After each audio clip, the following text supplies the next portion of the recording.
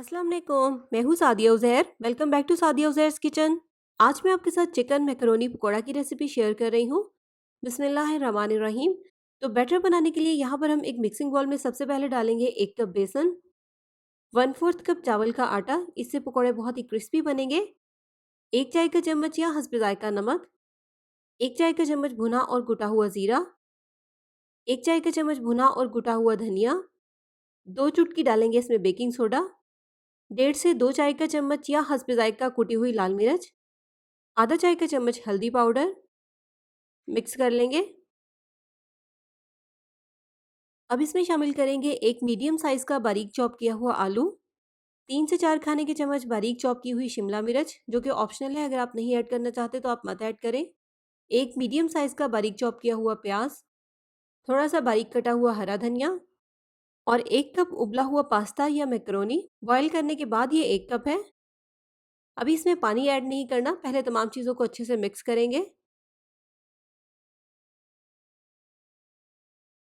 Mix करने के बाद इसमें शामिल करेंगे 2 खाने के चम्मच नींबू का रस और इसके अलावा इसमें हस्बे ज़रूरत पानी शामिल करेंगे और इसका बैटर तैयार कर लेंगे। बैटर की कंसिस्टेंसी जितनी हमें चाहिए उससे थोड़ा-सा सख्त रखेंगे, क्योंकि थोड़ी देर पड़ा रहने के बाद ये पानी छोड़ेगा और थोड़ा-सा सॉफ्ट हो जाएगा। और मिक्सिंग के दौरान ही इसमें 150 ग्राम बोनलेस चिकन भी शामिल कर देंगे और इसे भी बैटर में अच्छे से मिक्स कर लेंगे। और मिक्स करने के बाद इसको 5 से 10 मिनट के लिए इसी तरह छोड़ देंगे ताकि बैटर थोड़ा-सा सेटल हो जाए। तो 10 मिनट के रेस्ट के बाद आप देखिए बैटर थोड़ा-सा सॉफ्ट भी हो गया है। अब इसे एक बार अच्छे से मिक्स कर लेंगे ताकि बैटर थोड़ा-सा स्मूथ हो जाए। तो मिक्स करने के बाद बैटर की कंसिस्टेंसी आप देखें बिल्कुल परफेक्ट है। अब इसे तैयार करेंगे पकोड़े और फ्राई करेंगे इन्हें हम मीडियम गरम ऑयल में। ना बहुत ज़्यादा तेज़ गरम ऑयल में इनको फ्राई करना है और ना ही बहुत हल्की आंच पर। हल्की आंच पर अगर फ्राई करेंगे तो मैकरोनी सख्त हो जाएगी और तेज़ आंच पर अगर इसे फ्राई करेंगे तो चिकन अच्छे से पकेगा नहीं। तो इसलिए मीडियम गरम ऑयल में इसे फ्राई करें, गोल्डन और क्रिस्पी होने तक।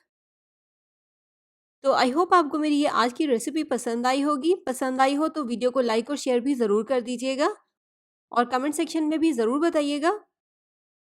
और अगर आपको मेरी रेसिपीज़ पसंद आती हैं, आपने अभी तक मेरे चैनल को सब्सक्राइब नहीं किया तो सब्सक्राइब करके ऑल नोटिफिकेशंस भी ऑन कर लीजिएगा, ताकि आप इसी तरह की मज़ीद रेसिपीज़ भी देख सकें।